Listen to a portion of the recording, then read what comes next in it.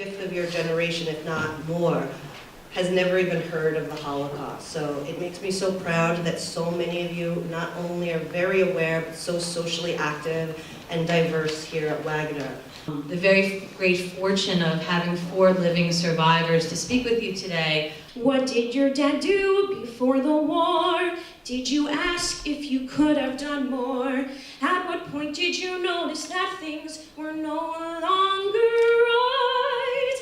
I'd like to know, we need to know. I'd like to know, we need to know. Thank you. It came sort of surprise when Hitler came to power, and we thought this was just something that lasted maybe a year and he'll be gone. Well, as you can imagine, we learned different. Unfortunately, I lost my parents in concentration camp. I was lucky enough to be rescued by a Jewish organization, Higers, and spend a year in England. There was no ghetto. What they did, they took the Jews out into the forest and just shot them and buried them into open graves. So we were hid in back of pigsties, attics, wherever, and we were sheltered during the winter season. The village, the area that we lived had a large Jewish population. We coexisted with the Poles and the Ukrainians. We kept holidays. We were very traditional. So that's what happened to my maternal grandparents. And the same thing to the paternal, where they lived in another area. When there were no ghettos, they were just taken out to the forest and shot. How did you get the armbands with the stars? Anything that belonged to Krakow vicinity, we wore bands.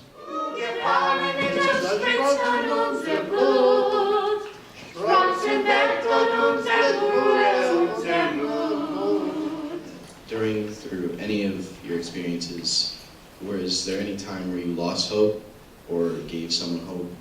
We had a lot of hope. We had a lot of hope. We had a lot of support. And as I say, it all depends what you were doing. If you had a little extra food, you could survive much better than the one that was completely hungry, or with the food that they gave, you could only live 3-4 months. In calories or in nutritional value, there was nothing. There was a trumpet player, a Polish trumpet player named Louis Bannet, and he was sent to the Auschwitz camp and he played in the Auschwitz orchestra.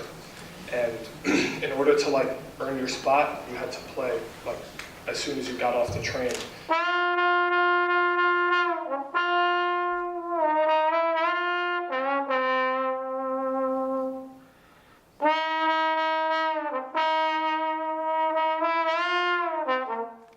We were the lucky ones. We survived, my immediate family survived. But around my family, a family of about 300 people, no one survived. And after the war, when I came back to Krakow with my father looking for survivors, aunts, uncles, cousins, there was nobody around.